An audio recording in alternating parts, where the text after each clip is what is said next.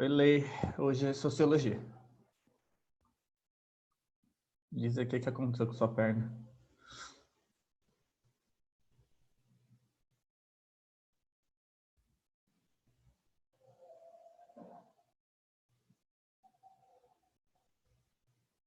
Oi, gente. Tô melhorando. O que aconteceu por aqui? Eu me mudei no final do ano passado, na semana do Enem, e eu machuquei um músculo que liga o sacro na articulação da bacia e perna. Só que ele incha e pressiona o ciático.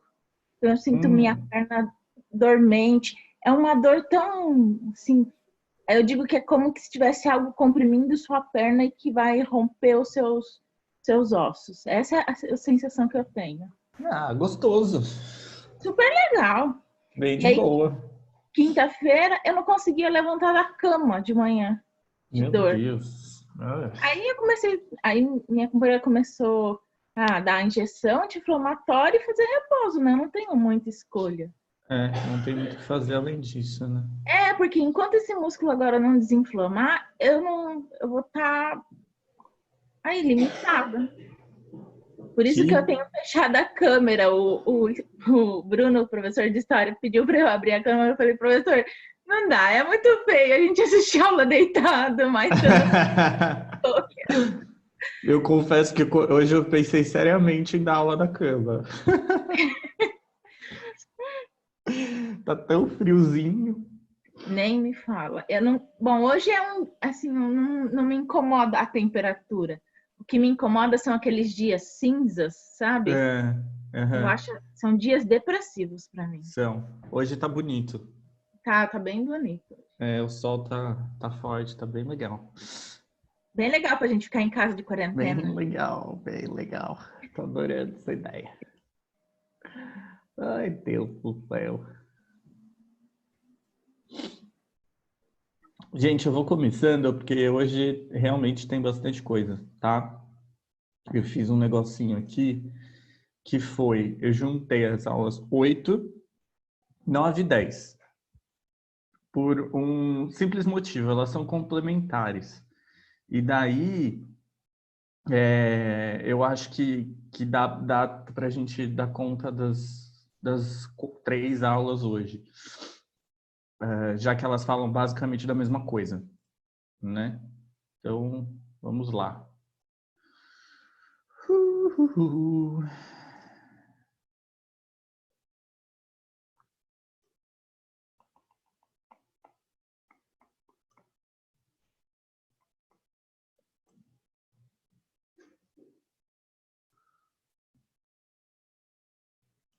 Deixa eu só arrumar as coisas aqui. Colchete.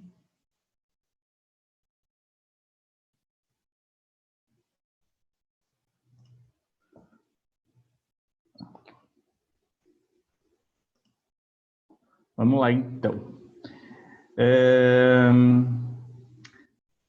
Na última aula de Sociologia, a gente falou de Caio Prado Júnior, né?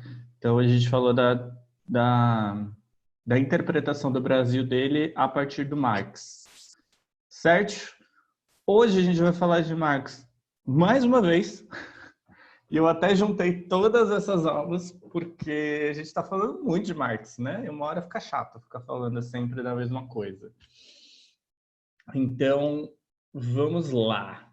O que a gente vai falar hoje é a noção de trabalho para os clássicos, primeiro, né?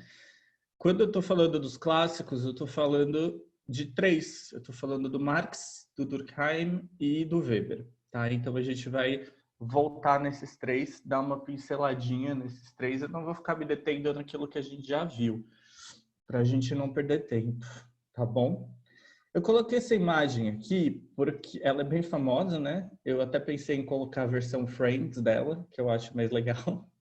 Mas eu acho que ela demonstra bem um certo momento da história, que é ali o começo do século XX, quando as grandes cidades elas estão se urbanizando cada vez mais rápido. E aí a gente tem uma divisão do trabalho muito clara. A gente tem a saída do chão da fábrica para outros tipos de trabalho, como, por exemplo, as obras civis, que é o que tá mostrando aqui, e qual que era a vida desses trabalhadores, né? Então, eu acho muito emblemática essa imagem, isso é Nova York, desses trabalhadores sentados num guindaste com a cidade toda por baixo deles para eles comerem, né? Essas são as condições de trabalho que as pessoas tinham na época. Então, vamos lá. Primeiro, a gente precisa pensar no seguinte: o que é o trabalho, afinal de contas, né? Então, vamos lá. Trabalho aqui na sociologia do trabalho, que é essa área da sociologia que vai se importar necessariamente com o trabalho, e aqui eu acho que é importante a gente dizer que não dá para a gente analisar uma sociedade capitalista sem a gente analisar o trabalho, né? O que se entende por trabalho nessa sociedade. Então, trabalho aqui vai ser um conceito, assim, central para a gente conseguir entender tudo isso da sociologia. Então, o trabalho ele pode ser, primeiro de tudo, uma atividade humana, né? Por uma atividade humana, a gente quer dizer que ela se distingue, por exemplo, da atividade dos animais. Ela é diferente da atividade dos animais. E ela é também uma atividade humanizadora. O que eu quero dizer dela ser uma atividade, do trabalho ser uma atividade ao mesmo tempo humana e humanizadora? Quando eu digo que ela é humana, eu estou querendo dizer que ela é propriamente dos humanos, da humanidade. E quando eu digo que ela é humanizadora, eu estou querendo dizer basicamente que o trabalho ele ajuda a humanizar o ser humano, tá? História do Brasil tem alguém que fala algo próximo disso, não necessariamente com essas palavras, mas alguma coisa próxima. E aí, em certo momento aí, vocês vão ver quem é essa pessoa, o que é que eu quero dizer com isso.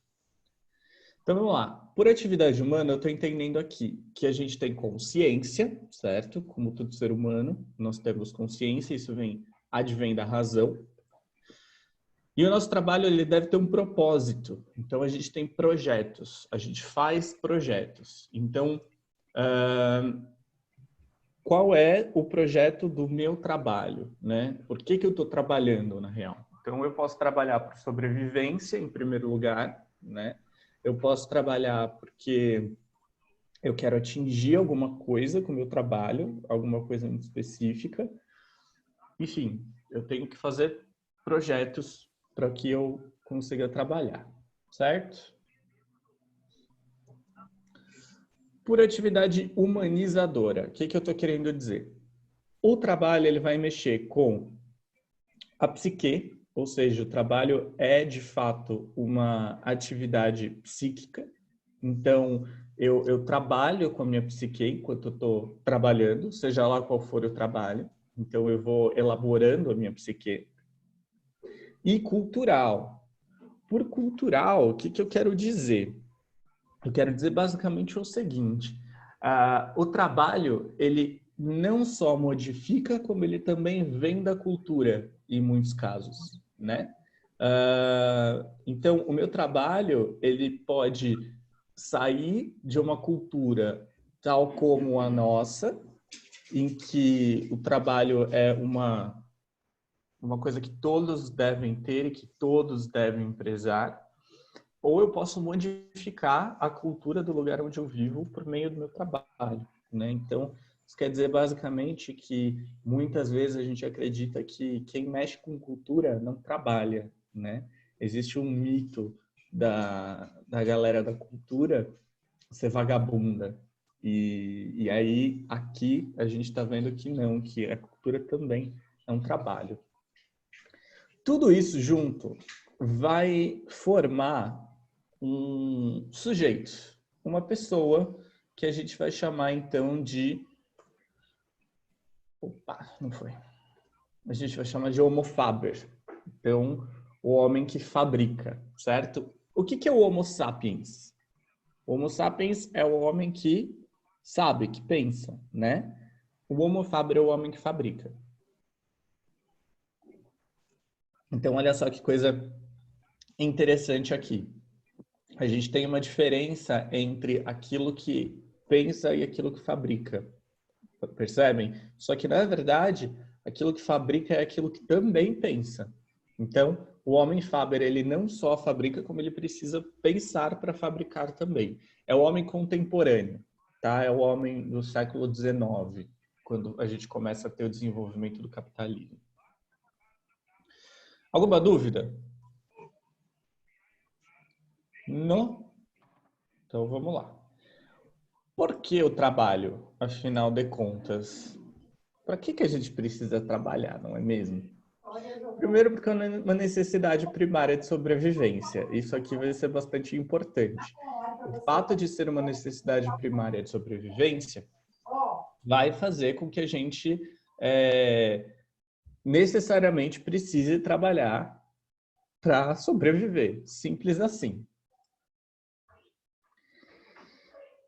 Essa necessidade primária da natureza, primária de sobrevivência, justamente por a gente precisar sobreviver, o nosso trabalho vai modificar as coisas. A primeira coisa que o nosso trabalho vai modificar é a natureza.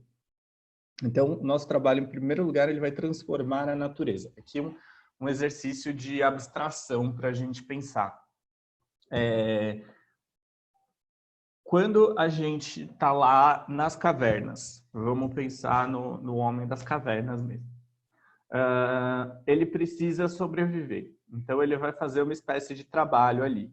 Para ele fazer essa espécie de trabalho, ele precisa primeiro modificar o mundo no qual ele vive, para que ele possa, então, conseguir trabalhar. Então, ele vai criar aí instrumentos para que ele consiga trabalhar. Ele vai fazer uso de uma ferramenta muito importante, que foi o fogo, né? Então, Faber, nesse sentido, ele vai fabricar ferramentas para a própria sobrevivência dele. Todos esses objetos que ele colocar, ele vai dar um sentido novo para eles. Então, por exemplo, quando eu pego lá uma pedra e eu vou lixar essa pedra até ela ficar afiada. E aí eu vou colocar um pedaço de madeira e amarrar com um cipó, um bambu, sei lá, aquilo ali, e eu vou ter um machado, né? Eu vou dar um sentido para aquilo. Aquilo tem uma função, afinal de contas. Isso daí a gente vai chamar de objeto humanizado, tá? Então, por objeto humanizado, justamente aquilo que tem uma função para a humanidade, tá? Então, sempre aqui distinguindo a função do homem e a função do animal, né? Uma lâmina, um machado, não tem função alguma para um animal. E aí o trabalho mental. O trabalho mental é justamente a humanização do homem. Por humanização, o que a gente está entendendo? O ser humano, ele é uma construção de muitos séculos, de muitas coisas que aconteceram, e por humanidade a gente subentende que esse homem ele tenha que ter algumas características específicas, né? A empatia, a racionalidade, sei lá, uma série de outras coisas. E dentre essas coisas, a possibilidade, a habilidade de trabalho, né? Então, o trabalho mental, que é o fato de você pensar o objetivo do seu trabalho, então quer dizer, eu preciso matar um animal para eu conseguir comer. Eu não consigo matar esse animal com as minhas próprias mãos. Não consigo usar os meus dentes para isso, para matar um animal, para conseguir aquela carne. Então, eu vou pensar em alguma coisa justamente para que eu consiga matar esse animal, para que eu consiga consumi-lo, certo? Então, é nesse sentido. Eu vou trabalhar minha mente, e aí também é um trabalho, e eu vou me humanizar, porque uma das características principais do homem é o uso da racionalidade. Por isso que ele é tão diferente do animal, por exemplo. Sérgio, por humanização do homem, vamos entender o seguinte. Existe um processo de subjetivação. Aqui eu queria fazer uma diferenciação para vocês daquilo que é um sujeito e daquilo que é o indivíduo, certo? O indivíduo, qualquer um de nós somos indivíduos, é a individualidade de cada um. Então, Dentro de uma coletividade, nós somos todos indivíduos. Mas o que é um sujeito? O sujeito, ele não é só um indivíduo. Ele é um indivíduo que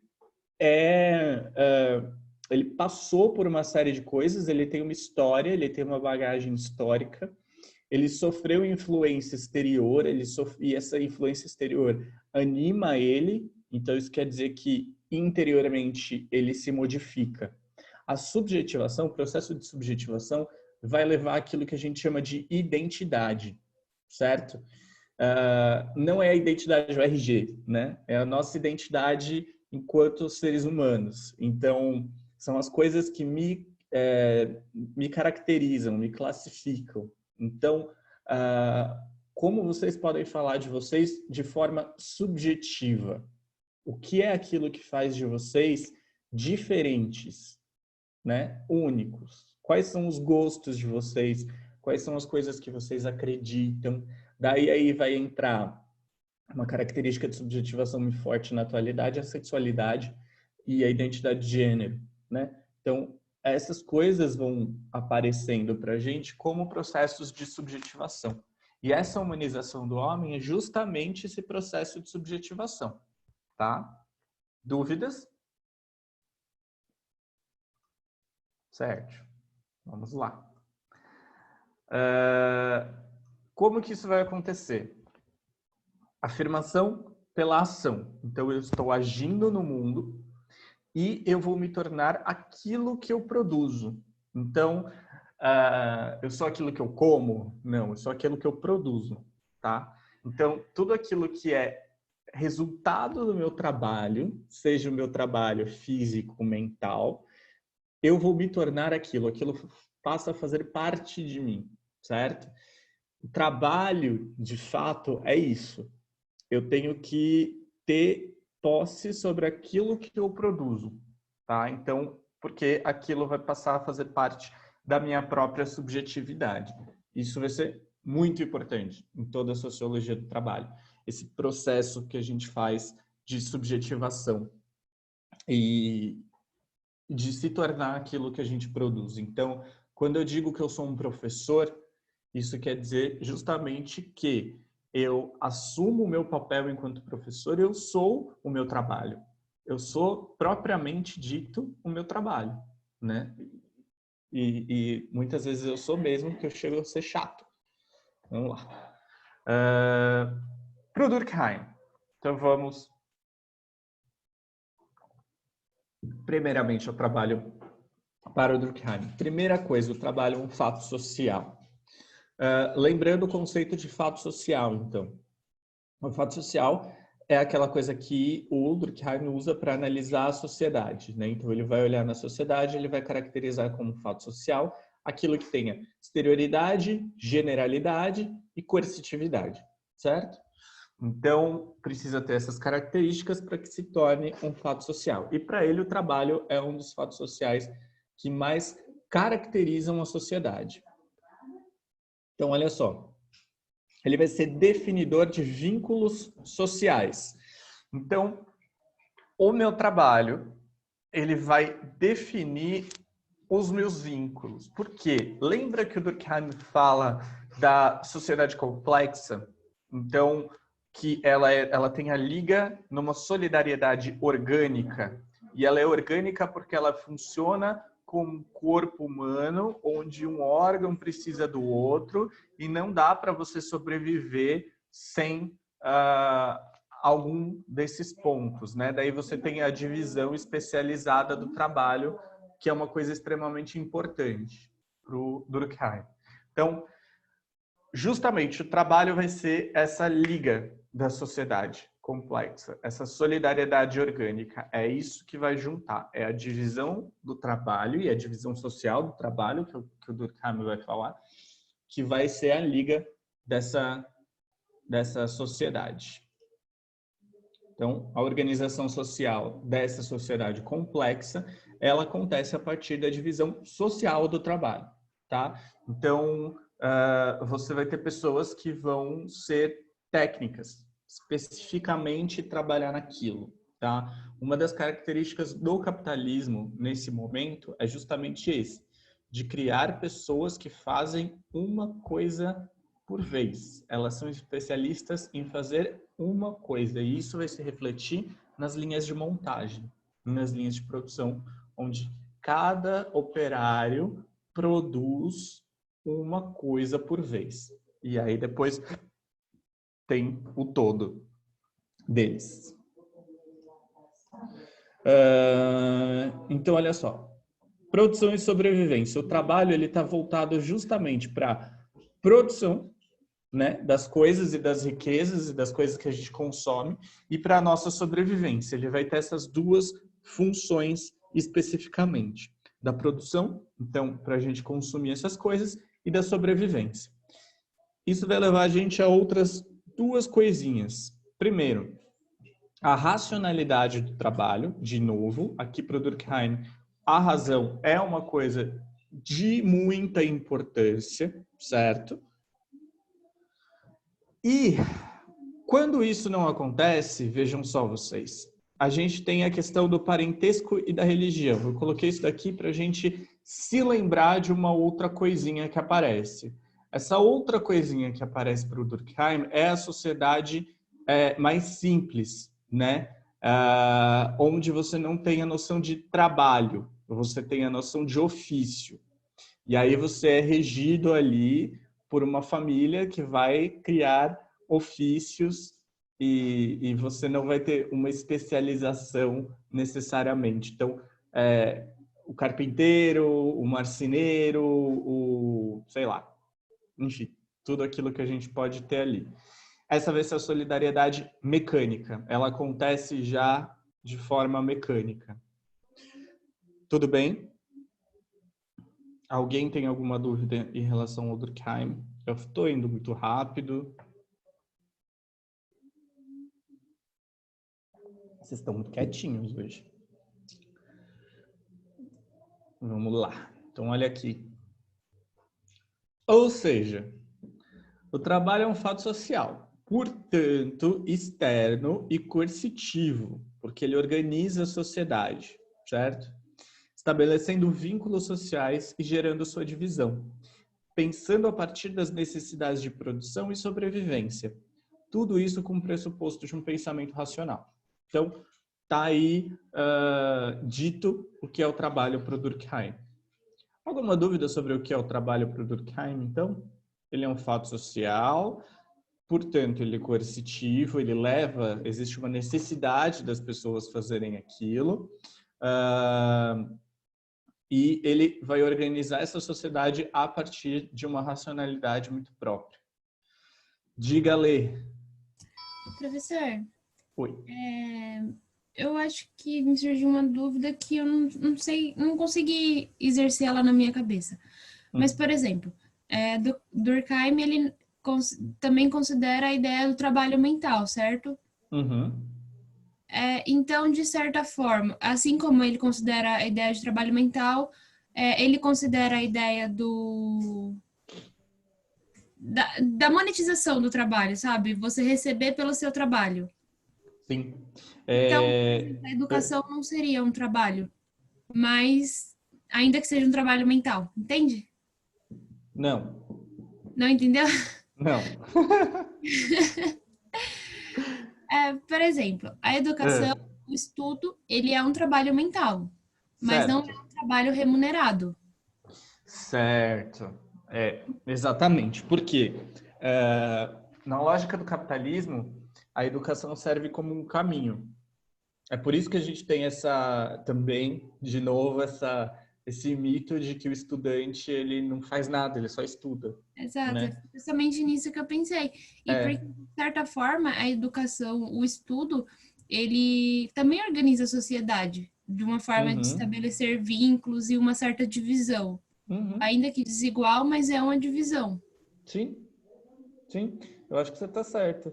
Mas aí ele vai entender, o capitalismo vai entender, então, o trabalho como a educação como um caminho para que você possa alcançar o trabalho. E aí, por isso que você não tem que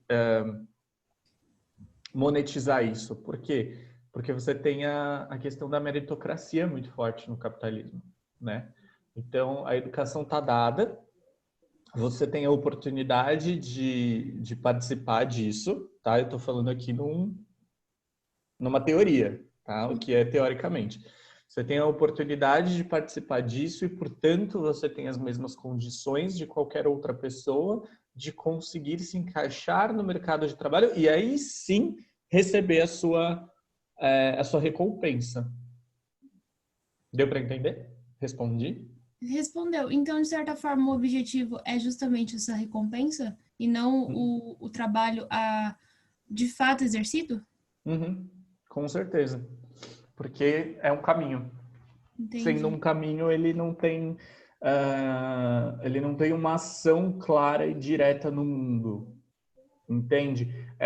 Daí a gente entra numa discussão de educação bem forte, porque na educação tradicional, por exemplo, o professor que tem esse poder de ação direta no mundo, né? E o estudante, teoricamente, não teria. Já numa pedagogia mais atual, numa pedagogia mais contemporânea, acontece não o contrário, mas as duas coisas se complementam. Ao mesmo tempo que o professor tem essa ação direta, o estudante também tem essa ação direta. Mas isso é uma coisa muito anticapitalista, se você parar para pensar. Porque se você está construindo alguma coisa, conhecimento, e o professor não é unicamente aquele pilar de saber, os estudantes também são. Então, isso quer dizer que os estudantes também precisam receber para estudar? É uma discussão bem complexa aí que existe na educação. Tudo bem, Lê? Tudo bem. Obrigada, Di. Nada. Lari, pode falar, Amore. Oi, professor. Bom dia, tudo bem? Olá, tudo bom. Professor, deixa eu te perguntar. Eu fiquei meio perdida nessa questão da solidariedade mecânica. Você pode me explicar de novo? Posso. A solidariedade mecânica para o Durkheim, ela é uma solidariedade que faz parte de um outro tipo de sociedade. Então, a gente tem dois tipos de sociedade para o Durkheim. A sociedade que a gente vive hoje, que é uma sociedade capitalista, que é uma sociedade mais complexa, e a sociedade simples. O que vai fazer a liga dessas sociedades para elas continuarem a ser sociedades? O Durkheim vai chamar isso de solidariedade. No caso da sociedade complexa, que é a que a gente vive, essa solidariedade ele vai chamar de solidariedade orgânica. E no caso da sociedade mais simples, ele vai chamar de solidariedade mecânica. Por que mecânica?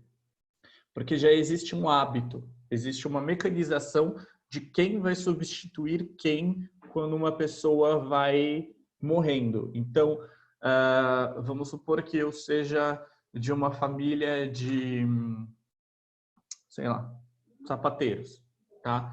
Então, no momento que o meu pai morrer, necessariamente eu vou assumir o lugar do meu pai, porque o meu pai vai ter me treinado a vida inteirinha para que eu consiga assumir esse posto. Por isso que ela é mecânica.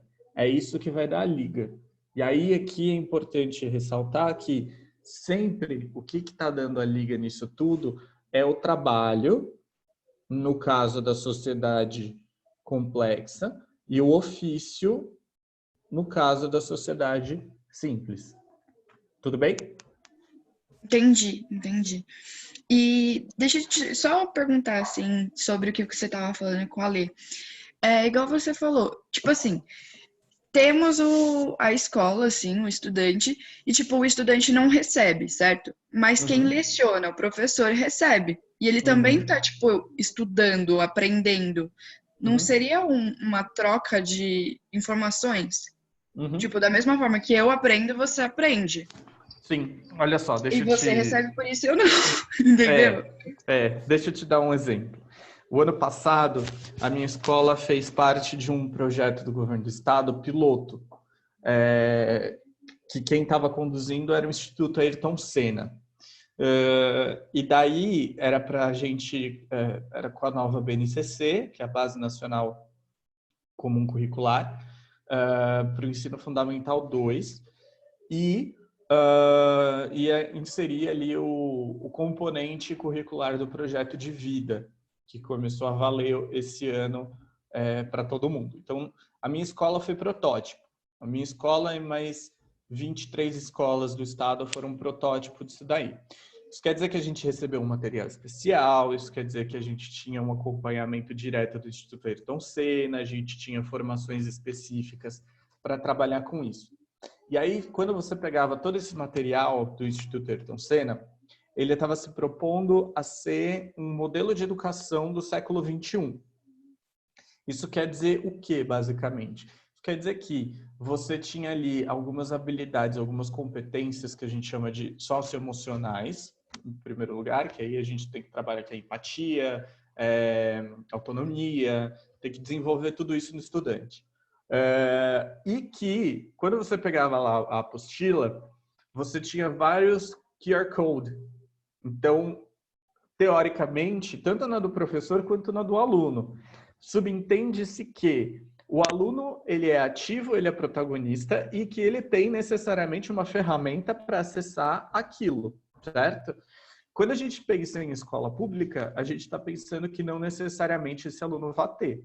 E aí uma das coisas que a gente colocava muito nessas reuniões que a gente tinha com o pessoal do Instituto Ayrton Senna, junto com o secretário da Educação, era justamente isso. Olha, vocês estão pensando numa educação para o século XXI, mas a escola não tem Wi-Fi. Os nossos alunos não têm celular. Nem todos eles têm celular. Então, olha só. Quando você coloca que o aluno também está ajudando a criar o conhecimento, é a mesma coisa. A gente pensa numa educação do século XXI, a gente pensa numa educação mais completa, mais avançada, enquanto que a gente vive uma educação do século XIX. Esse é o grande problema. Então, por que vocês não recebem por isso? Eu acho que vocês deveriam receber por isso. Por que vocês não recebem por isso? Porque a gente pensa nessa educação do século XXI, onde vocês também ajudam a construir o conhecimento, vocês fazem parte, vocês são protagonistas, junto com a gente, mas a gente está vivendo numa educação do século XIX. A gente ainda não mudou. Então, a estrutura não muda. Esse é o grande problema. E daí, enfim, é isso. Eu não vou me adentrar mais, porque senão a gente vai ficar aqui o tempo todo pensando nisso. Deu para entender? Deu sim, professor. Deu? Deu. Uhum. Valeu. Fechou. Nada. Breno, fala. Professor, partindo desses princípios assim que os colégios militares eles pagam um valor para os seus estudantes ou não? Não, porque o colégio militar ele está interessado numa outra coisa. Ele está interessado que aqueles estudantes sigam carreira militar. E aí eles precisam de um incentivo para isso. E esse incentivo é monetário. Entendi. É por isso, tá? É porque logo que você falou, eu pensei que esse era uma das... Mas não, né? Entendi. Não. Obrigado. Tá bom? Nada. Vamos lá, então. Seguindo. Trabalho para o Marx. Então, vamos lá. Trabalho para o Marx, eu acho que hoje em dia é o mais conhecido que a gente tem, né? Então, vamos. Trabalho para o Marx vai ser todo esforço humano que é dirigido para a produção daquilo que é necessário para a sobrevivência. Então, se eu estou fazendo um esforço humano qualquer para produzir, por exemplo, um celular, quer dizer que aquilo é necessário para a minha sobrevivência. Fiquem com a minha afirmação no ar. Mas, meios de produção. Essa palavrinha aí que vira e mexe aparece quando a gente fala de Marx. O que são os meios de produção, afinal de contas? Os meios de produção são todas as ferramentas e instrumentos que possibilitam a produção. É isso que eu estava falando agora para vocês. Vejam só, vamos pensar então, no exemplo que eu acabei de dar da escola. Se a gente pensar no exemplo que eu acabei de dar, você tem ali o esforço humano para produção, né, para garantir a sobrevivência dos alunos, o professor aqui como trabalhador, e os meios de produção, ou seja, todas as ferramentas que possibilitam isso. No estado, eu não sei se vocês têm visto o jornal, mas o Estado criou um aplicativo chamado Centro de Mídia de São Paulo, onde os alunos estão tendo as aulas online. O que acontece? O Estado contrata alguns professores da rede mesmo, levam esses professores lá para a escola de formação que a gente tem, ali na Vila Madalena. Eles gravam as aulas, essas aulas são transmitidas ao vivo, e aí os professores deles têm que assistir essas aulas junto com os alunos, propor atividades no Google Classroom, enfim. E aí você tem uma série de empecilhos que impedem para que esses alunos realmente tenham aula. Quais são esses empecilhos? Primeiro, muitos não têm celular, de novo. Segundo, o Estado fez com que, no momento que o aluno ou o professor acessam esse aplicativo, os dados são patrocinados. Então, você gera aquilo de graça. Só que, muitas vezes não funciona. Aí você tem que ensinar os alunos, e no meu caso, eu tenho que ensinar os professores, eu virei TI, a mexer nas ferramentas. Então, professores que nem sabiam o que era um Google Classroom, estão tendo que aprender. E eu estou tendo que ensinar para eles como mexer no Google Classroom, né? Então, olha só, é isso que o Marx está querendo dizer. O trabalho, então, o professor é o operário. Os meios de produção são essas ferramentas. Essas ferramentas, esses instrumentos, eles precisam ser dados, certo? Se eles não forem dados, o trabalho é fake, ele não acontece de verdade. Então, olha só. O trabalho mais os meios de produção vão ser o fundamento da organização social para o Marx. E daí para o fundamento da organização social, o que o Marx está entendendo aqui? O trabalho ele é intrinsecamente humano e socialmente dado. Isso quer dizer aquilo que eu falei lá no começo. Ele é intrinsecamente humano porque ele faz parte da humanidade, ele é tanto humanizador quanto humano. E ele é socialmente dado, porque dentro de uma sociedade a gente precisa sobreviver. Ou seja, o processo de criação ou de fabricação de um projeto mental, vamos supor que vocês sejam arquitetos, certo? E vocês estão desenhando lá uma casinha para que ela seja construída. E esse projeto mental ele é racionalizado, que é o que distingue a gente dos outros animais. E é a característica que nomeia o trabalho de fato. Então, a racionalidade e a minha projeção do meu trabalho, então, seja o meu planejamento de aula, seja o que vocês precisam pensar, como vocês vão fazer uma cirurgia antes de começar a fazer aquela cirurgia.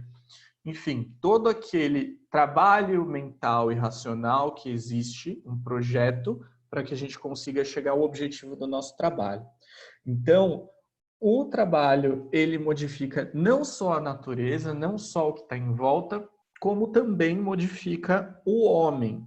O que o Marx quer dizer com isso?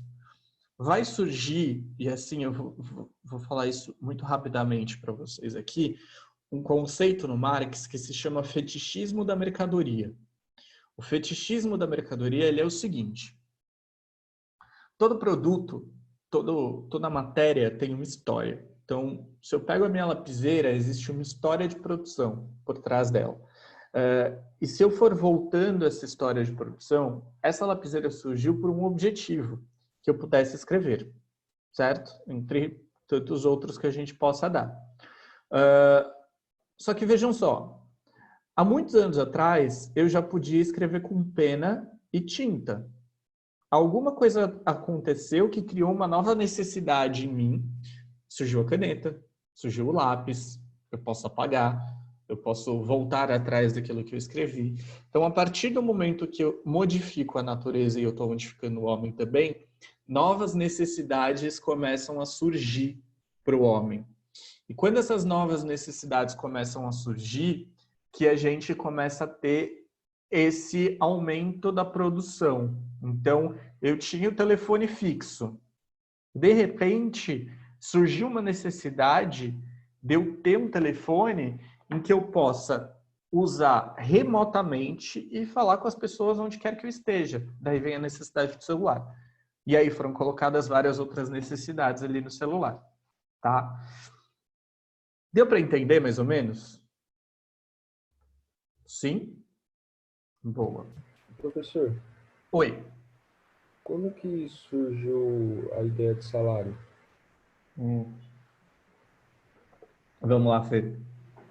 Quando eu emprego a minha força de trabalho em alguma coisa,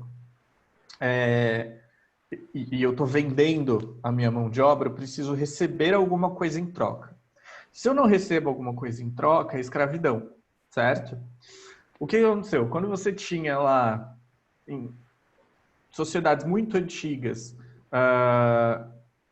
essa troca de coisas que a gente podia chamar de escambo e tudo mais, chegou um momento que as pessoas começaram a produzir coisas para trocar com as pessoas, só que não tinha nada que me interessasse na outra pessoa. Eu estava produzindo aquilo, aquela pessoa se interessou pelo que eu estava produzindo, sei lá, um vaso. Então, eu começo a cobrar outras coisas. E aí era pago com sal naquela época, né? Por isso o salário. Então, por que o sal? O sal era muito valioso porque ele era muito difícil de extrair. Então, eles pagavam por meio do sal. É mais ou menos por conta disso. Quando você não está mais contente com o escambo, você passa a pedir uma outra coisa. E aí, no caso, começou com o sal mesmo. Tudo bem? É que, tipo assim, eu tava pensando na ideia de trabalho para Durkheim, na sociedade orgânica. Tipo, cada um realiza a sua função. Então, tipo, é meio que necessário existir que cada indivíduo faça um tipo de trabalho dentro daquela sociedade. Então, tipo, se cada um tá fazendo alguma coisa, não necessariamente precisaria de um salário, porque meio que as atividades estariam compondo para o bem da sociedade em geral, entende? O Marx pensaria assim. Para ele, uma das dos principais problemas do capitalismo é o trabalho assalariado. Aí eu explico para vocês na hora que a gente for para a próxima aula, que eu acho que vai estar mais claro ali. Tudo bem? Tá bom, valeu. Nada. Fala, David. Professor, então, tipo, essa sobrevivência que ele disse é quando gera uma necessidade, mas não necessariamente, tipo, vital, sabe, para a vida, não é? Porque, tipo, como você tinha dado o exemplo da lapiseira, tipo, não é uma coisa que, meu Deus, nossa, precisa disso para sobreviver, você não já tem a pena. Então, tipo, Isso. essa sobrevivência aí seria a necessidade, tipo... É por isso que é um fetiche. Por isso que ele chama de fetiche, de fetichismo da mercadoria. O que é o fetiche? No campo sexual mesmo, falando. Sei lá, eu tenho fetiche, então isso quer dizer que eu sinto prazer quando eu estou usando couro, né? Eu sinto tesão em pé. Isso é um fetiche. Quando eu coloco um significado ali naquela coisa. A mesma coisa acontece com a mercadoria para o Marx. A gente tem o fetiche, eu acho que aí dá para a gente ser bem claro, no celular mesmo. Eu acho que o celular é a maior forma de fetichismo da mercadoria que a gente tem hoje. Especialmente o iPhone, quando a gente pensa em iPhone. Então, eu não tenho necessidade de comprar um novo iPhone, porque o meu iPhone atual, ele está trabalhando muito bem. Ele está ótimo. Eu não preciso de mais absolutamente nada do que tem ali, mas eu vou comprar. Porque é uma necessidade criada por uma indústria, né, para ganhar dinheiro. E esse é o grande problema do fetichismo da mercadoria. Ela ajuda no lucro e você não tem pessoas que estão produzindo isso recebendo de acordo. Enfim, é nesse sentido que essa necessidade aparece. Ela aparece como um fetiche, não como uma necessidade de vida, de sobrevivência mesmo. Exatamente isso que você falou. Tudo bem? Então essa ideia toda seria, tipo, o ideal, que não é praticado. Como Tipo, assim? essa parte que fala da sobrevivência seria o ideal. Sim, seria o ideal. Você ter as coisas que você precisa para sobreviver. Então, você ter ferramentas que te garantam comida, que te garantam uma casa, que te garantam o mínimo para você conseguir sobreviver. Beleza, obrigado, professor. De nada. Ana, pode falar. Carol, pensando na desigualdade decorrente a quem detém ou não os meios de produção, por que Marx aponta a exploração do homem como o principal problema do capitalismo, sendo que ela é necessária para ocorrer o capitalismo? Como assim?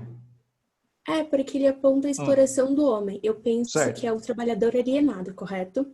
Certo. Só que o trabalhador alienado é quem produz nas fábricas, se a gente parar para pensar. Então, por que isso é um problema para o Durkheim? Para o Durkheim? Durkheim não, para o Marx. Para o Marx?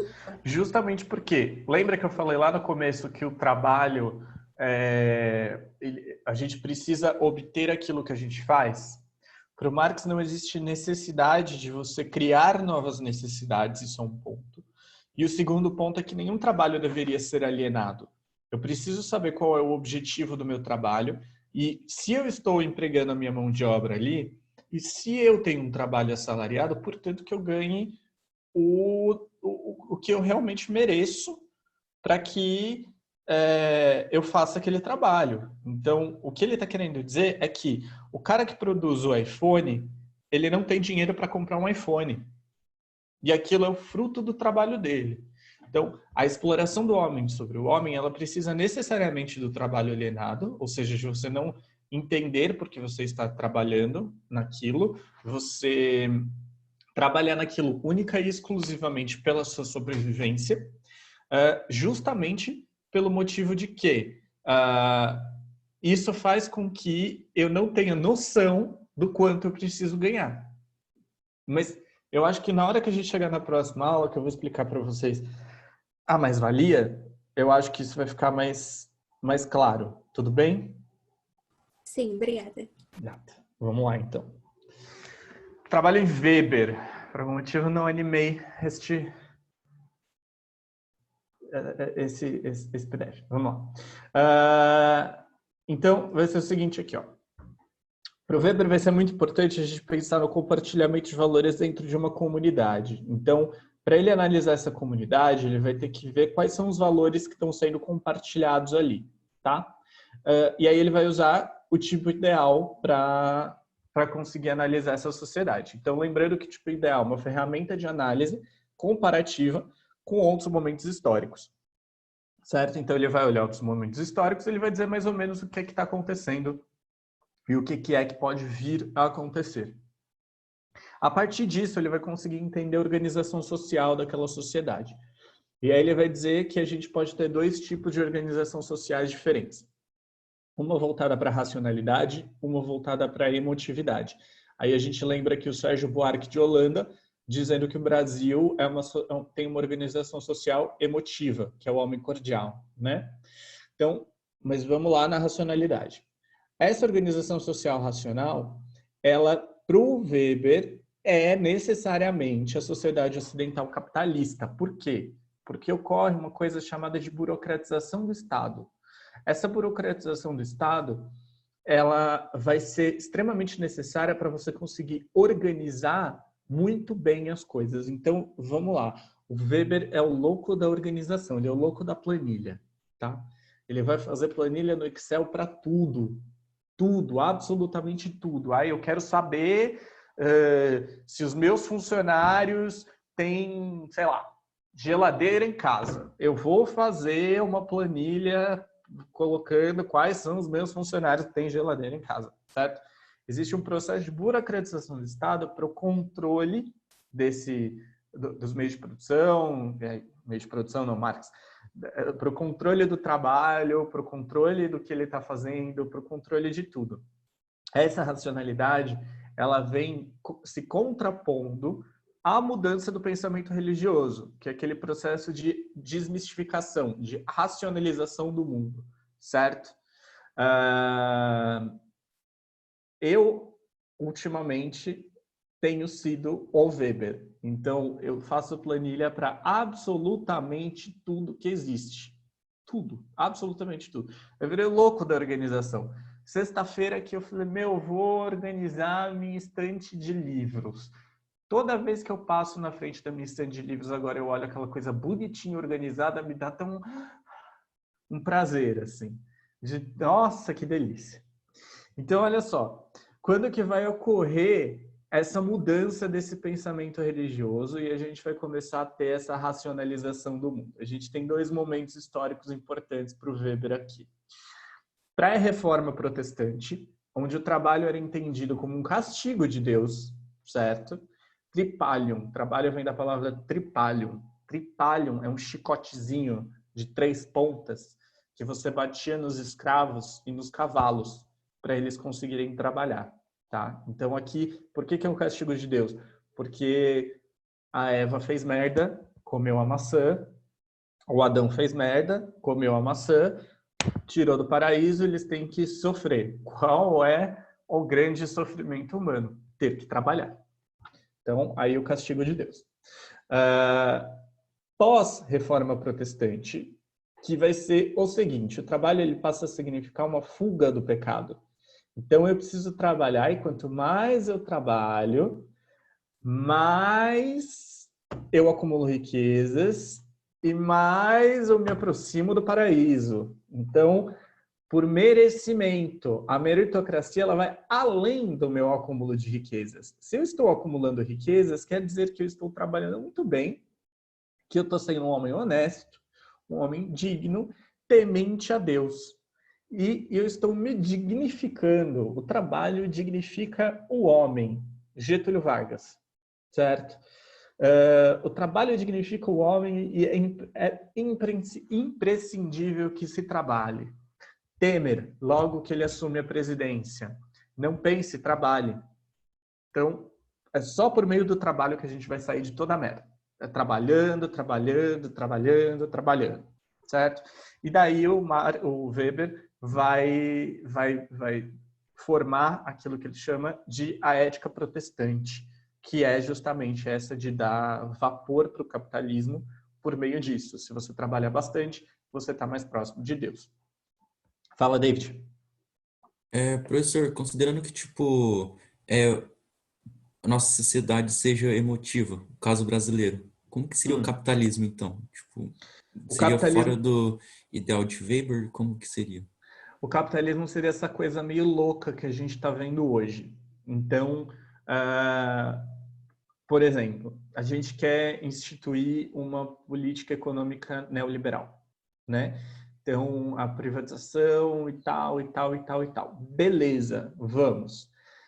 Inclusive, vamos, o pobre que não tem dinheiro para pagar um plano de saúde, se o SUS parar de existir, se o SUS for privatizado, e ainda assim, por conta de acreditar na boa vontade, acreditar no discurso de que isso vai ser bom, ele apoia isso tudo. Então, é um capitalismo, eu acho que quando a sociedade é emotiva, ele é um capitalismo mais cruel.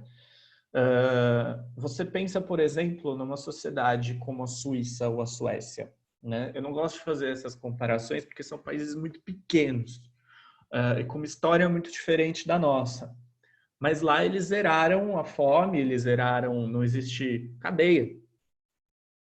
O fato de não existir mais prisão é um indício muito forte de uma sociedade estar dando certo, não é mesmo? Então, por que não existe prisão? Porque não existe desigualdade social. Teoricamente é isso que a gente pensa. Não sei, nunca fui para a Suíça, mas me parece que seja isso. Então, você pensa num povo que é extremamente racional, é extremamente racionalizado, porque ali, por exemplo, não existem mais igrejas naquela região também. As igrejas foram transformadas em livrarias e em museus, ou seja, zero emotividade. Você tem uma racionalidade muito forte ali. Então, as coisas passam a dar certo, né, nesse sentido. Enquanto no Brasil a gente tem uma emotividade muito grande. Então, quem vai ser o meu próximo líder? Oh, meu Deus, agora tá, Bolsonaro já não me serve mais, então vai ser o Moro. A partir de amanhã é o Moro, certo? Então, ontem assistindo Fantástico, eu estava pensando nisso. A construção do herói, a construção do ídolo é muito clara e a gente compra isso muito facilmente. É nesse sentido. Tudo bem? Fala, Gi. Beleza, professor. Obrigado. Imagina. Professora, eu ia perguntar isso que você falou, tipo, se tem uma sociedade que é exatamente, tipo, emotiva, sabe? Não tem racionalidade. É isso aí, é o Brasil. Ei! Entendi, Não só o obrigada. Brasil, tá, gente? Mas tem outras sociedades também. Então, beleza. Agora a gente entra nas aulas 9 e 10, que é o capitalismo. As interpretações sociológicas do capitalismo. Por que eu juntei? Eu imaginei que as perguntas de vocês fossem levar a isso. Então eu falei, por que não? Vou ter que dar uma corridinha? Vou ter que dar uma corridinha, mas vamos que a gente consegue. Vamos lá. Então, a perspectiva marxiana do capitalismo. Eu acho que ela já ficou bem clara para todo mundo, mas aqui vai surgir a mais-valia. E aí eu queria explicar a mais-valia para vocês, porque eu acho que é essencial para a gente entender como Marx entende o capitalismo. Então, a gente tem os modos de produção capitalista, que são as relações de produção, ou seja, a luta de classes, como que a gente relaciona. Então, como que esses meios de produção eles estão distribuídos, né? Então, aí o Marx vai colocar bem forte a luta de classes como esse motor da história. E o trabalho assalariado, que é a mais-valia. Vamos lá. Mais-valia, ou em alguns lugares vocês podem achar como mais-valor, ou plus-valor, enfim. A mais-valia vai ser basicamente o seguinte. Eu sou o cara que produz um iPhone. O iPhone custa, em média, novo, R$8.000, certo? Quando ele chega na loja para ser vendido, o valor dele vai ser R$8.000. A minha função na produção do iPhone é a instalação da tela, tá? Então, eu vou ganhar ali, sei lá, R$5 por tela que eu instalei. Vamos supor que eu consiga instalar... R$5 é muito ainda. Vou ganhar, tipo, R$1 por tela que eu instalei. Então, vamos dizer que eu consiga instalar 100 telas por dia. Eu vou ganhar R$100 por dia, trabalhando 5 dias por semana. No final, eu vou ter um valor total de R$2.000. É isso? Me corrijam se estiver errado, porque, como vocês sabem, eu não sei fazer conta. Mas eu acho que é isso. Justamente, o salário desse cara é R$2.000. Com esses R$2.000, ele consegue comprar um iPhone? Não.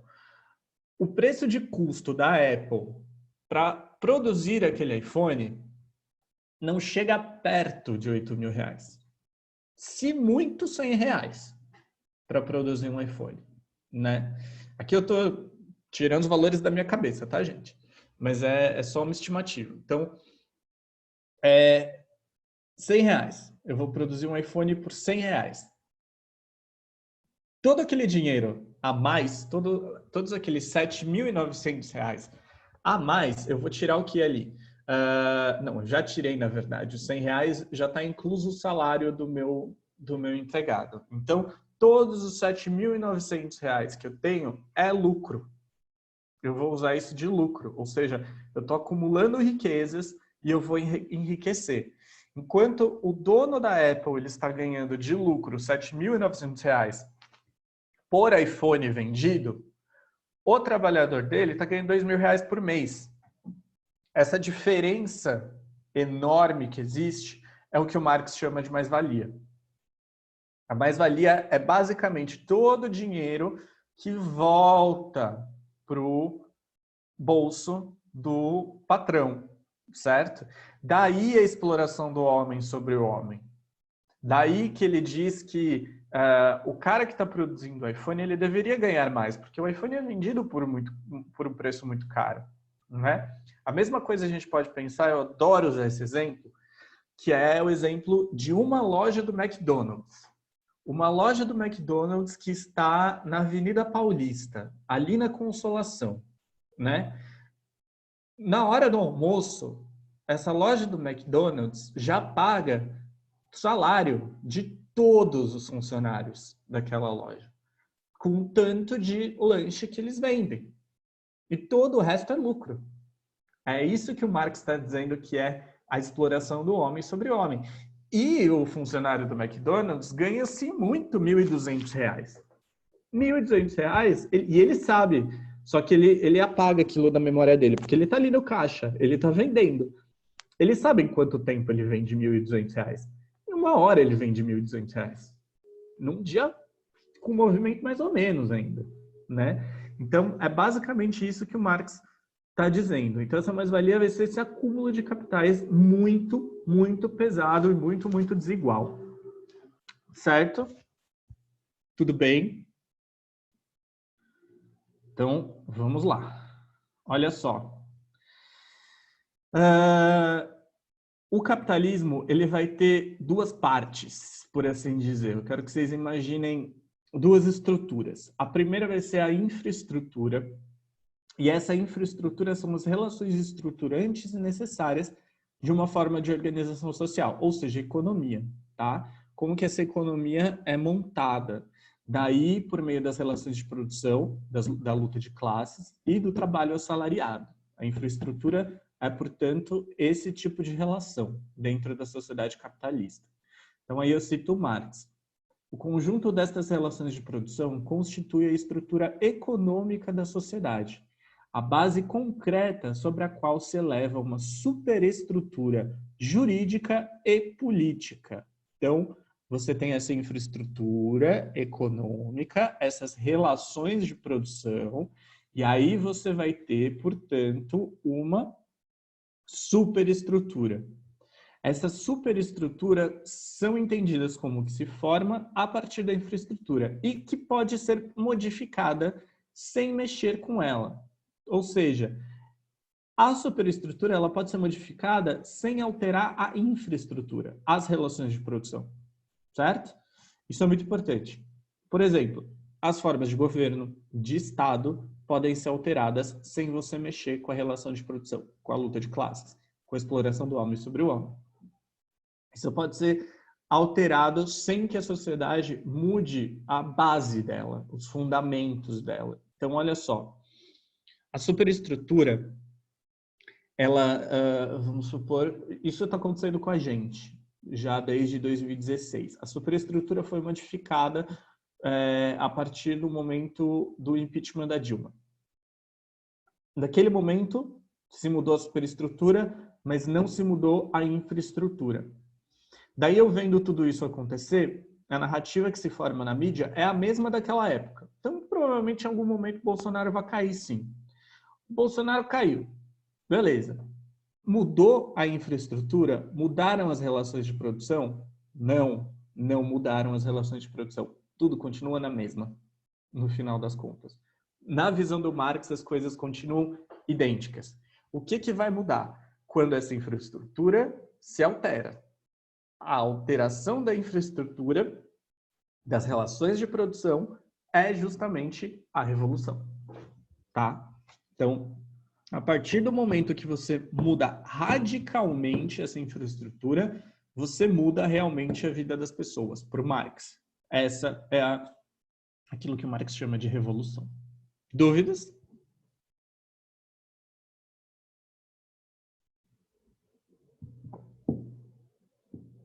Olha, Sara. Gi, pode falar. Então, professor, para o Marx, tipo, para o negócio mudar, tem que ter a revolução? Tipo, tem que ter a revolução. Não pode ser de outro jeito? Não. Entendi. Toda outra forma de mudança é reformista. Existe uma diferença muito grande aí entre reforma e revolução. A reforma, ela vai mudar a superestrutura. A revolução muda a infraestrutura. Tá? Bom, então, obrigada. Imagina. Vamos lá. Mais um que eu não animei. Que bosta. Então, vamos lá. Para o Weber, a gente teve uma mudança de sistema no capitalismo, certo? Essa mudança de sistema que a gente teve, o Weber vai entender ela como uma ação social, tá? Essa ação social ela vai ter uma finalidade, que o capitalismo e o trabalho serão essa ação social. O trabalho vai ter uma finalidade. A finalidade vai ser com essa mudança de sistema, ou seja, com a ética protestante, a participação da obra divina. O que ele quer dizer com participação da obra divina? Vejam só vocês.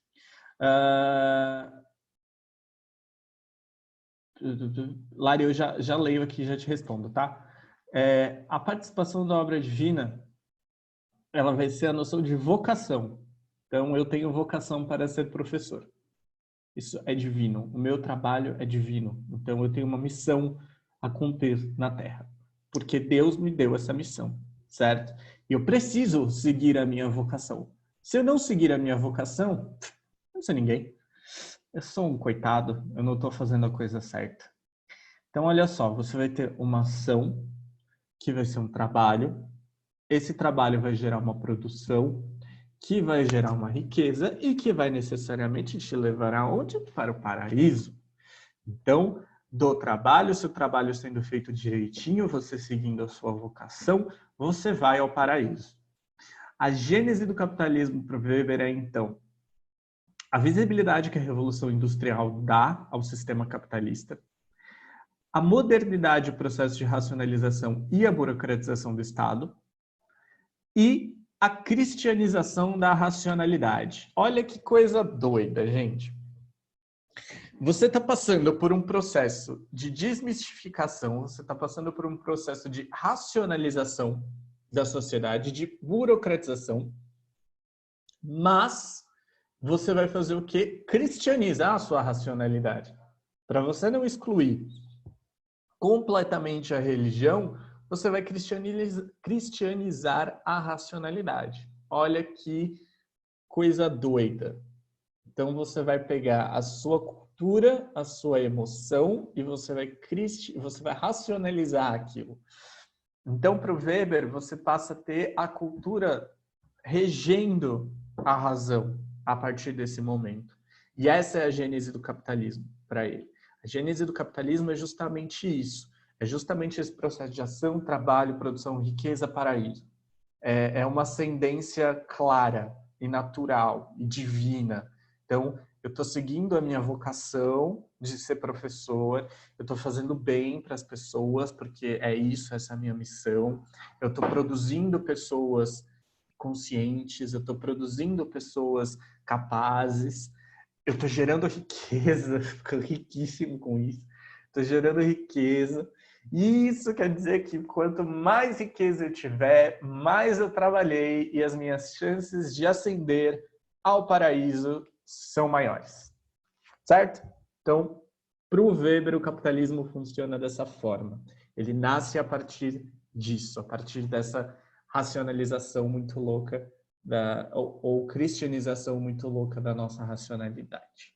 Dúvidas? Antes que venham as dúvidas, professor, eu vou responder. Oi. Desculpa. Deixa eu só responder a Lari, Breno. Sim, claro. Aí eu já mando para você. A Larissa me mandou no privado aqui.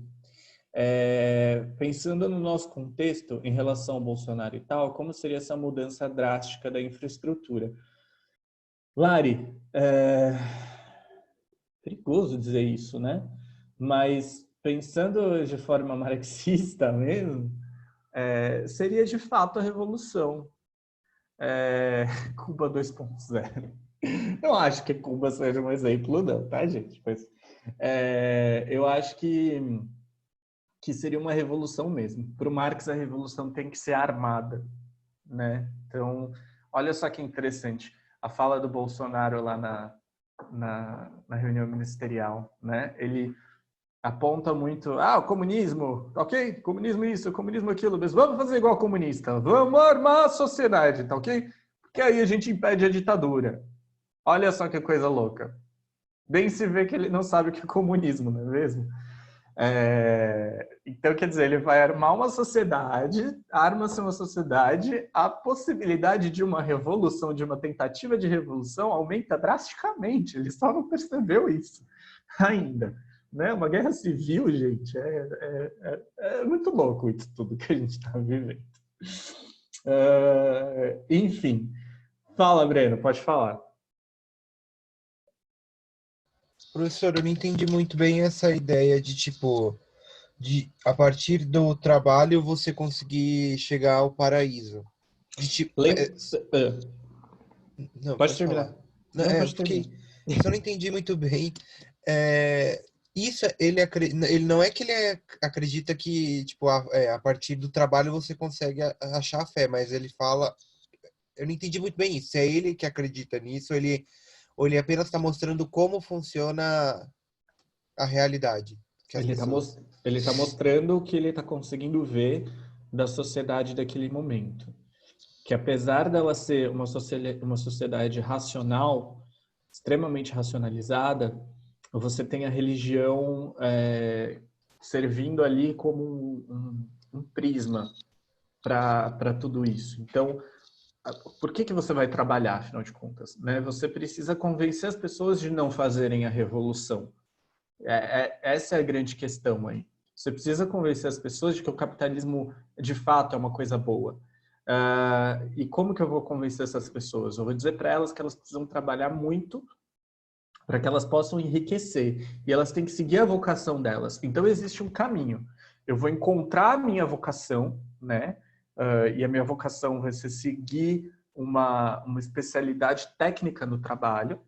E seguindo essa especialidade técnica, eu vou trabalhar, para que eu possa acumular mais riquezas o tempo todo, eu vou acumulando tudo isso, e aí sim eu posso ascender ao paraíso, porque eu segui a minha vocação, ou seja, eu segui o meu propósito divino, né? A gente parte do princípio de que é uma tentativa de convencimento, né?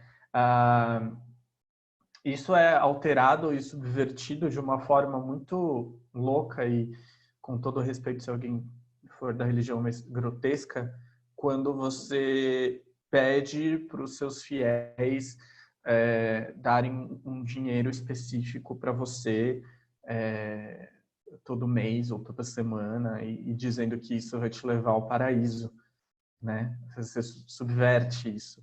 A salvação de Deus é você alimentar o pastor, né? E é muito louco isso. É uma versão muito doida dessa ética protestante. Respondi, Breno? Ou ainda ficou alguma dúvida? Não, acho que eu ainda não entendi muito bem, tipo, ele não pensa assim, ele só vê Ele que está analisando funciona a assim, né? sociedade. Ele está analisando a sociedade. Ah, tá. Tá Que bom? eu tive uma pequena brisa achando que ele pensava assim. Não, Mas tudo bem. é por isso que você tem, por exemplo, militante marxista, porque o Marx ele escrevia manifestos a favor daquilo, mas você não tem militantes weberianos, porque o Weber ele nunca escreveu um manifesto defendendo aquilo que ele estava analisando. O Weber ele é muito cientificista, né? Então ele é muito agudo naquilo que ele está fazendo. Então, é diferente do Marx, que ele apoia as comunas que estão acontecendo, ele é exilado da Alemanha, e, enfim, né, tem todo um caminho de militância por trás do Marx que não existe por trás do Weber. Então, é uma análise. Tá? O Marx também está analisando a sociedade, mas a partir do momento que ele está analisando essa sociedade, ele também acredita numa praxis, numa ação. Tá? David. Professor, em um país laico, por exemplo, como que ficaria essa ideia? Eu volto na Suíça e na Suécia, que são países laicos, né? Que você tem um outro tipo de capitalismo, você tem um outro tipo de meio de produção, você tem um outro tipo de coisa, um outro tipo de relação, né? Com dinheiro, inclusive. A nossa relação com o dinheiro é uma coisa muito conturbada, né? Eu acho uma coisa muito doida, e quando eu descobri isso, e nem faz tanto tempo, eu vou assumir isso aqui para vocês, que em outros países não se parcelam as coisas. Você só compra aquilo se você tiver dinheiro para comprar aquilo. Então você compra as coisas à vista. Isso é muito louco, né? Isso mostra muito qual é a nossa relação com o dinheiro, qual é a nossa relação com a mercadoria, qual é a nossa relação com as coisas que a gente compra. Num país laico, David, eu acho que isso funcionaria Primeiro que naquele momento não existia a noção de um país laico, tá? É muito difícil pensar no final do século XIX, no começo do século XX, a discussão de um país laico. A gente tinha o cristianismo ainda era muito forte, não mais pelo catolicismo, mas agora pelo protestantismo. Mas isso aconteceria certamente de uma outra forma. Qual? Não sei. A gente precisa pensar para analisar. Tá? Beleza, valeu, professor. Nada. Fala, Fê. Ô, professor, o Weber é aquele cara do descontentamento do mundo, né? Aham. Então, tipo, aonde que isso se encaixaria se a finalidade do trabalho, através da racionalidade, seria chegar no paraíso? Tipo, aonde que as pessoas se descontentariam nisso? Justamente. Existe uma contradição grande aí, né? Se você está desmistificando o mundo, como é que você está deixando a religião controlar a razão, né? É muito louco isso, é uma grande contradição. E aí eu acho que vai de encontro com a questão que David fez. O que seria isso? O que seria essa racionalização do mundo num país laico? Daí a gente só pode pensar em modelos como a Suíça, a Suécia, a Finlândia, esses países lá dos confins da Europa, lá em Para mim, é um cima. paradoxo, né? É um paradoxo. Grande, muito grande, muito grande. Para o Marx, a religião é o ópio da sociedade. O Marx, ele acredita que no momento que você faz a revolução, uma das primeiras coisas que tem que ser extintas é a religião, porque a religião separa. Ele está aí prevendo as guerras religiosas dos nossos tempos. Tudo bem? Valeu. Lari. Professor, a Suíça, ela tem uma ideologia social-democrata, não é? Isso. Funciona mais como um capitalismo? Como é que é? Desculpa, cortou. Ela não funciona mais como um capitalismo? Ela é capitalista. Aí, ó, que interessante. Ela não muda a infraestrutura, ela mudou a superestrutura. O que é uma social-democracia? Um estado de bem-estar social, certo? O estado de bem-estar social é onde todo mundo pode consumir, onde todo mundo ganha o suficiente para consumir, mas você não muda as relações de produção. A exploração do homem sobre o homem continua. Então, os grandes empresários suíços, eles continuam ganhando muito mais do que o proletariado suíço, entendeu? Então, continua funcionando como um capitalismo, mas é um capitalismo que aí a gente tem que pensar na demografia, a gente tem que pensar no tamanho do país, a gente tem que pensar na história do país. É um capitalismo que não é tão cruel quanto o nosso capitalismo, porque nós somos um país grande, nós somos um país colonizado, nós somos um país que ainda serve a grandes líderes imaginários, e aí a gente acaba tendo, por exemplo, a fome. A gente acaba tendo uma quantidade absurda de moradores em situação de rua. A gente tem uma quantidade absurda de criminalidade. A gente tem as nossas cadeias superlotadas. A gente é bem diferente. Então, por exemplo, a gente tem um partido específico que é o PSDB, Partido Social Democrata Brasileiro, né? Mas na real, quem fez o estado de bem-estar social e quem foi social-democrata foi o primeiro governo do Lula, que foi aquele que levou o estado de bem-estar social, né? E extinguiu a fome, enfim, tudo aquilo que a gente sabe que o governo Lula fez. É muito louco isso, só que a gente não conseguiu manter esse estado de bem-estar social justamente porque a gente ainda é um país que acredita cegamente em grandes líderes, a gente acredita cegamente no Estado, a gente acredita que se a nossa salvação vier, ela tem que vir do Estado e não do povo. Esse é o grande problema do Brasil, creio eu, tá? É uma opinião minha. Sim. Mas, assim, justamente isso, o fato de, na Suíça, por exemplo, ainda existir o proletariado e o empresário que ganha muito mais em comparação com o proletariado. Como que eles conseguiram acabar com a desigualdade? Eu não consigo fazer uma relação.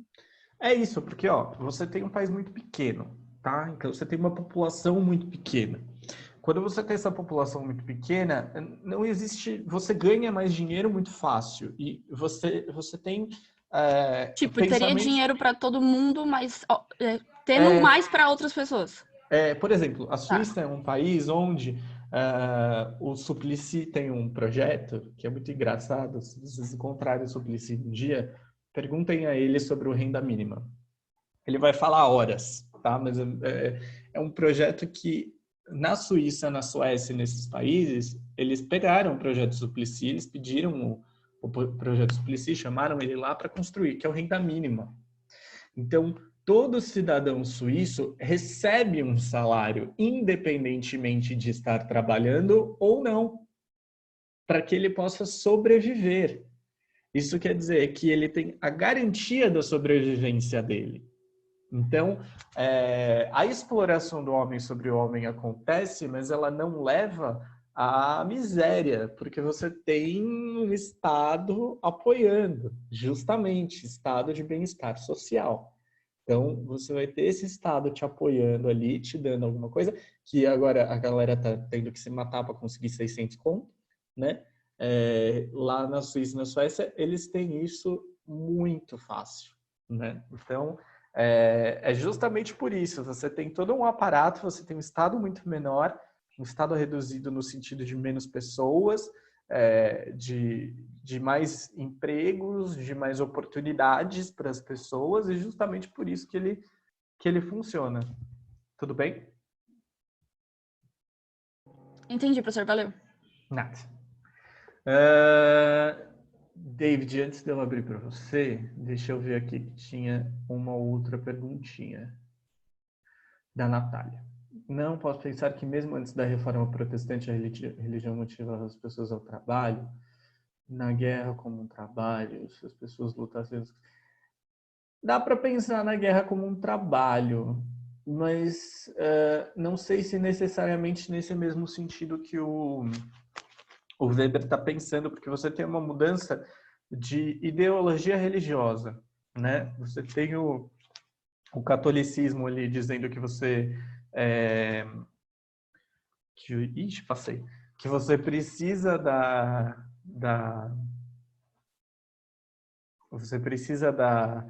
da guerra para você conseguir conquistar terras e tudo mais, e você conseguir a autoridade total da religião. Aqui já não se trata mais disso, não se trata de uma guerra para conseguir um território ou nada disso, ou cristianizar alguém e tudo mais. Não são as missões, não são os jesuítas e tudo mais.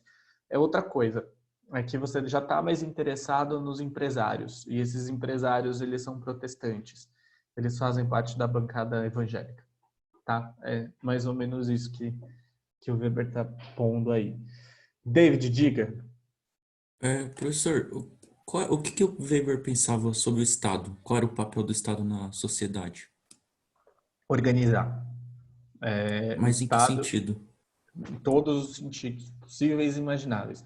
O Estado ele tem que ser coercitivo, o Estado ele tem que fazer a lei ser garantida, ele tem que fazer as pessoas seguirem as leis. Então, o Estado, do jeito que a gente pensa ele hoje, as mesmas funções que a gente pensa que o Estado tenha hoje são as funções que o Weber pensava que ele tinha, mas de uma forma muito mais organizada e burocratizada. Então, é planilha para quantos mataram ali, é planilha para quantos assaltaram naquele bairro específico e soluções. O Estado tem que ir dando soluções para isso, tá? O Estado também era cristianizado? Deveria O ser, no Estado caso. também era cristianizado. Sim. Tá. Beleza. Enquanto os empresários forem cristianizados, o Estado será cristianizado também. Beleza. Valeu, professor. Certo? De nada. Vamos rapidão que eu já passei do tempo. É o último. Então, o Taylorismo e o Fordismo, certo? Eu fiz ele bem resumido aqui, justamente porque é isso. Taylorismo vai ser um momento de racionalização desse Estado, em que você vai tentar otimizar a produção e otimizar o acúmulo de riquezas, o acúmulo de capital. Então, aqui o Taylorismo vai ser basicamente a produção por desempenho e tempo. Então, enquanto menor tempo eu desempenhar as minhas funções, mais lucro eu vou obter, certo? Enquanto o Fordismo vai ser a produção seriada e fracionada, que é a famosa linha de produção, que para o Marx vai ajudar muito na noção do trabalho alienado. Então eu vou, para fazer este caderninho que eu uso, então eu tenho que fazer o cara que vai fazer a capa, o cara que vai fazer as folhas, o cara que vai costurar, para chegar num produto final, que é o caderninho, certo? Então, é a linha de produção, como cada um fazendo alguma coisa muito específica para aquilo chegar no final. E se eu estou fazendo uma coisa muito, muito específica, quer dizer que eu não sei o que eu estou produzindo no final, né? O cara que faz, que aperta a roda do carro, ele sabe que é um carro, mas ele não está vendo o carro que ele está produzindo no final. E aí é isso que é o grande problema para o Marx dentro do trabalho alienado, tá? Então, a nossa produção, especialmente a produção norte-americana do começo do século XX, ela foi baseada no Taylorismo e no Fordismo, tá? No Fordismo aqui a gente usa sempre o exemplo do carro, porque justamente foi o Henry Ford que pensou nisso, né? Por isso o Fordismo. O cara estava produzindo carro e ele precisava produzir carros mais baratos, que as pessoas pudessem comprar, que a classe média pudesse adquirir, e com uma produção seriada e maior. Então, ele desenvolveu a chamada linha de produção. Tudo bem? Dúvidas? A gente podia ficar discutindo isso daqui a vida inteira, o dia inteiro. Infelizmente temos tempo.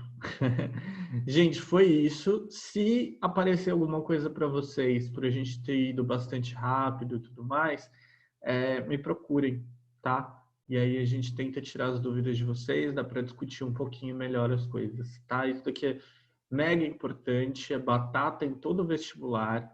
E aí eu aproveito para lembrar vocês que sábado a gente tem aquela atividade lá e espero que todo mundo possa participar. Eu garanto que vai ser maneiro. Eu já estou trabalhando em cima dela desde ontem, tá bom?